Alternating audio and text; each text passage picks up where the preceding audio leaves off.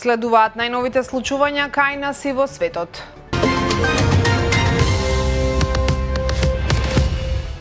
Почна собирање донации во бенкици и бебешка облека за ГАК по реакциите во јавноста за условите на клиниката за гинекологија и акушерство. Сдруженијето Проект Среќа започна акција за донирање бебешка облека за новороденчиња до 3 месеци. Повеќе за ова во текстот на Мирослава Симоновска. Од Сдруженијето велат дека веќе стапиле во контакт со раководството на ГАК и најавуваат организирано собирање и доставување на донациите. Повикот следува откако во јавноста беше објавено сведоштвото на родилка која тврдеше дека своето бебе првпат го добила во дотраена бенкица, а посочи и на забелешки за хигиената и односот на дел од персоналот. Од 1 јули лековите Клексан, Надропарин и Ривороксабан се на позитивната листа, што значи дека пациентите ќе можат да ги добиваат со рецепт од специјалист со значително пониска партиципација, наместо преку постапка за рефундација. Од Фондот за здравствено осигурување велат дека промената ќе донесе заштеда за пациентите и полесен пристап до терапијата.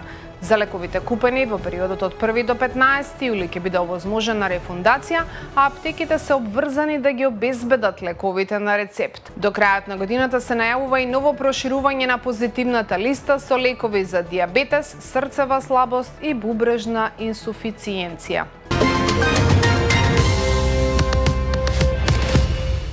Судиите поротници протестираат. Ке се одложуваат судски рочишта поради ниските дневни надоместоци, поради незадоволството од висината на дневниот надомест, кој со години изнесува меѓу 570 и 670 денари.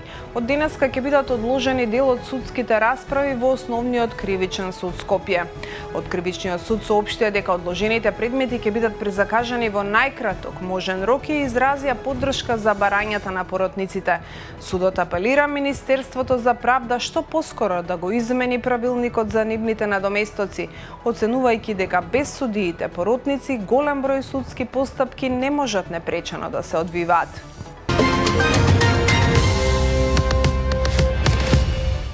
Гласање по пошта. Дали предлогот за гласање на дијаспората по пошта е демократски исчекор или предизборна политичка пресметка? За ова пишува во денешната колумна колегата Мартин Богатиновски. Тој се осврнува на иницијативата иселениците да гласаат по пошта на претседателските избори. Идејата сама по себе не е спорна, но го отвора прашањето зошто токму сега повторно во фокусот е дијаспората. На политичарите најчесто им текнува на иселениците кога се бројат гласови, а многу поретко кога треба да се решаваат причините поради кои тие ја напуштиле државата. Целата колумна можете да ја прочитате на slobodnpečat.mk.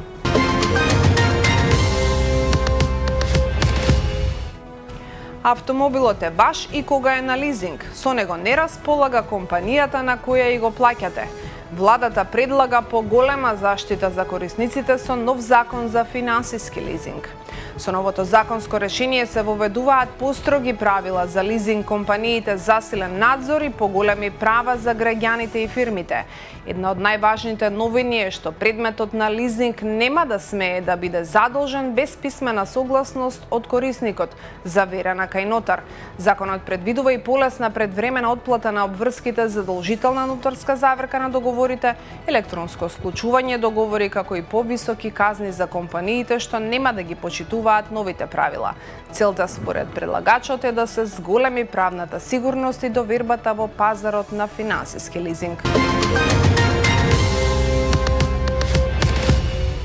Нема ни тендер, ниту е започната поправката на жичницата. Не се знае до кога до врвот на водно ќе се оди пеш. Иако град Скопје обезбеди 300.000 евра за сервисирање на жичницата, постапката се уште не е завршена, а договор за поправка не е склучен. Поради тоа засега нема рок кога жичницата повторно ќе биде пуштена во употреба. Од градот велат дека набавката е во тек и дека точната вредност и време траењето на сервисирањето ќе бидат познати по изборот на изведувач. Според надлежните, приоритет е жичницата да биде целосно безбедна пред повторно да почне да превезува патници.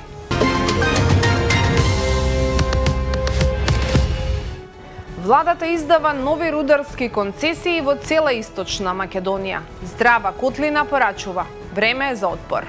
Еколошкото здружение Здрава Котлина реагира на владината одлука за распишување концесии за проспекцијски и геолошки истражувања во повеќе општини во источниот дел од земјата.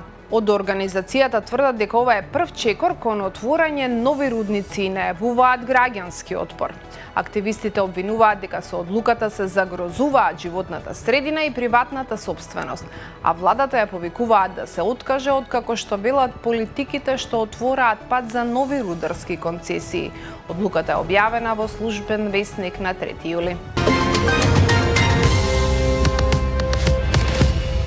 Колку е Србија на вистина блиску до Европската Унија? Европската комисија смета дека Србија направила доволен напредок за отворање на кластерот 3 во пристапните преговори, но дел од земјите членки остануваат резервирани поради забелешките за владењето на правото, независноста на судството и демократските стандарди.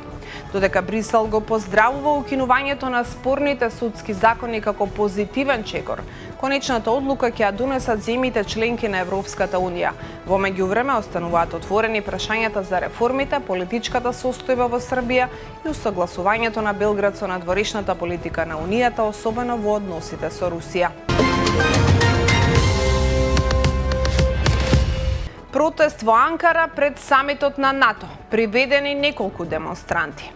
Турската полиција приведе неколку анти-НАТО демонстранти кои се собраа во центарот на Анкара и покрај забраната за протести за време на самитот на Алијансата.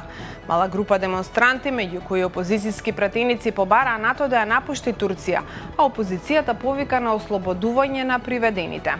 Во пресрет на самитот се ангажирани повеќе од 56.000 припадници на безбедносните сили, а во главниот град се воведени засилени мерки за сигурност. Револтирани косовски млекари го поплавија Министерството за земјоделство со млеко.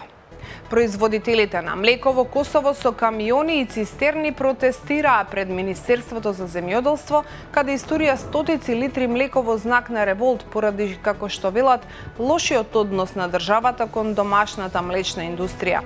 Млекарите бараат мерки за заштита на домашното производство, инвестиции и ограничување на увозот на млеко од регионот по ниски цени. Протестот следува по привременото затворање на млекарницата Вита во Исток, по инспекцијска контрола од Агенцијата за храна и ветеринарство.